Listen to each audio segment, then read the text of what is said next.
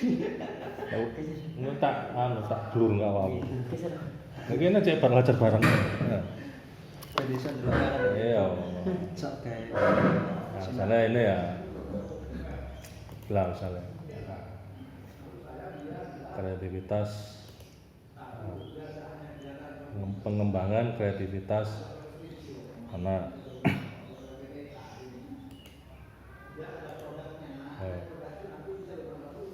Kreativitas itu tidak hanya persoalan akademik, meningkatnya nilai belajar, ya, ini menghidupkan keterbakatan bakat anak misalnya. Enggak hanya untuk tujuan akademik formal. Mengelola energi kelebihan dia, mengkreasikan pembelajaran lebih hidup. Selama ini pembelajaran itu, kenapa anak itu tidak semangat? Karena belajarnya monoton. Kalau belajarnya monoton, cepat bosan, cepat ngantuk. Jadi dalam penelitian ini aspek kreativitasnya adalah mengubah pembelajaran yang awalnya itu mati suri, tidak semangat, menjadi lebih bergairah. Meskipun secara akademik kurang berdampak, namun ini satu lompatan, ada perubahan positif yang dikontribusikan dari penelitian ini, yaitu adalah perubahan gaya belajar yang lebih hidup, lebih semangat. Adapun nanti ketika nilai-nilai hasil belajarnya belum maksimal, dilanjutkan oleh peneliti selanjutnya. Di targetnya itu bukan untuk mencapai tujuan akademik, mengubah gaya belajar yang monoton menjadi lebih hidup, lebih interaktif. Yang awalnya belajarnya itu ceramah tok, gurunya terlalu mendominasi misalnya. Dengan manajemen media yang baik, situasi kelas lebih demokratis. Misalnya, memancing anak lebih sering bertanya, menghilangkan rasa jenuh di waktu siang hari. Misalnya, atau membangun komunikasi yang lebih intim. Gak canggung mana ya misalnya. Jadi targetannya proses pembelajaran yang lebih baik, proses pembelajaran yang lebih efektif. Selama ini kan bayanganmu hasil belajar yang lebih meningkat, tapi hasil belajar yang lebih meningkat itu tidak bisa tercapai kalau proses belajarnya bermasalah. Yang kamu baca kan hasil belajar. Selama ini fungsi media dalam memperbaiki kualitas proses belajar itu banyak ditinggalkan oleh para mahasiswa yang lain. Para peneliti atau para mahasiswa yang lain cenderung terkonsentrasi proses penelitiannya pada hasil belajar, bukan memperbaiki kualitas proses belajar. Tahu orang? Ya dalam deskripsi yang lain kan begitu. Penelitian yang lain itu terlalu fokus pada hasil belajar, padahal hasil belajar yang baik tidak bisa dicapai kalau kualitas prosesnya tidak ditingkatkan, diperbaiki. Misalnya ingin kamu di Anjuk Pak. Anjuk ya, kamu kepingin lebih cepat nang Anjuk, numpak bis Sumber misalnya, teko Surabaya, sak banter-bantere Sumber, lek dalane rusak, dalane banjir coba Kak iso. Masa sopirnya Sumber. Akan lebih maksimal kalau sopirnya Sumber terus dalane api. Nah, selama ini arah-arah itu terlalu fokus mengejar nilai yang bagus, hasil yang bagus. Tapi bagaimana menyajikan proses belajar yang lebih hidup, lebih demokratis, lebih partisipatif misalnya.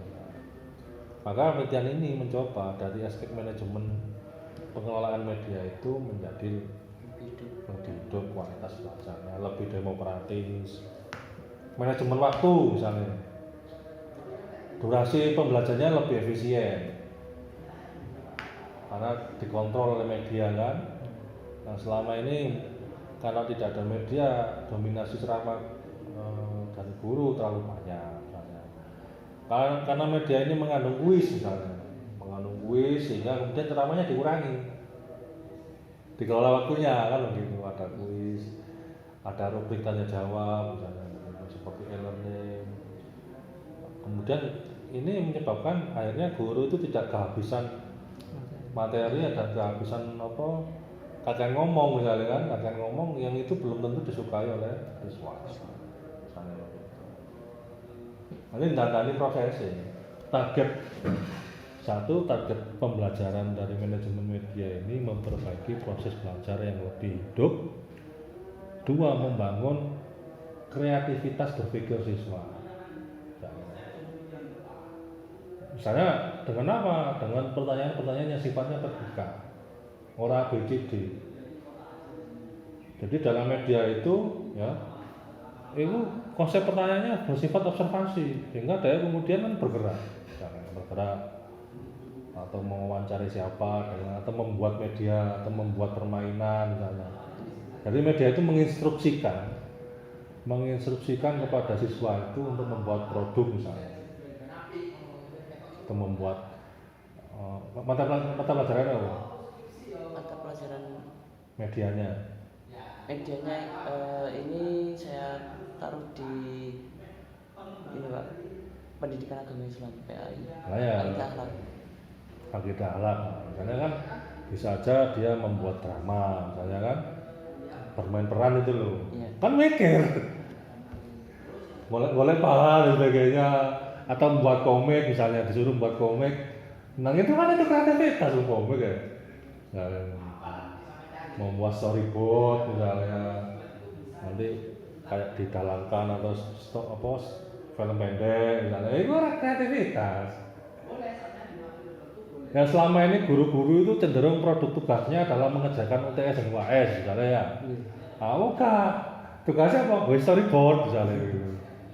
Atau film pendek, atau komik, atau gambar apa, poster misalnya, kan itu kreativitas. Seruan misalnya, atau meme, medsos, misalnya Instagram, atau buat reels atau TikTok, itu kan kreativitas. Dan itu juga penting loh itu. Punya gambaran?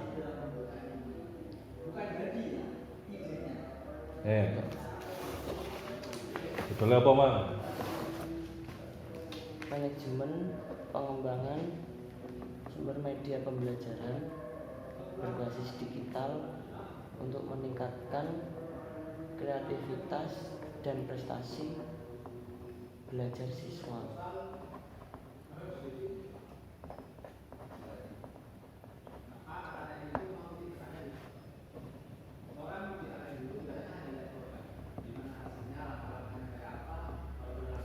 Prestasi dan Kreativitas siswa. kreativitas. Ikan wis dianu. Sampai dosen apa? Sama dosen wali ya. Iya. Nah, harus kadung di ACC kan. Iya. Mau nggak mau kan harus kita jalankan. Nah, intinya kan iki anu toh. Sumber belajar digital. Nah, iki tujuannya satu untuk prestasi, kan? 2 untuk kreativitas. Nah, prestasi itu bisa akademik, bisa non akademik, ya kan? Misalnya ya, nah iki misalnya kan UTS UAS misalnya ya. Nah, lagi kan ya lek penelitiannya pas ujian, tes turunnya tuh pas ujian kan. Ya bisa aja ini di mana ini, bisa aja ini kayak ikut lomba misalnya ya kan. Ya di samping ikut lomba atau eskul misalnya, meningkatkan eskul di sana. Jadi membuat eskul, memfasilitasi bakat minat. Di sana itu misalnya yang terkait dengan sumber digital ini kan bisa jurnalistik, bisa clear. Oke.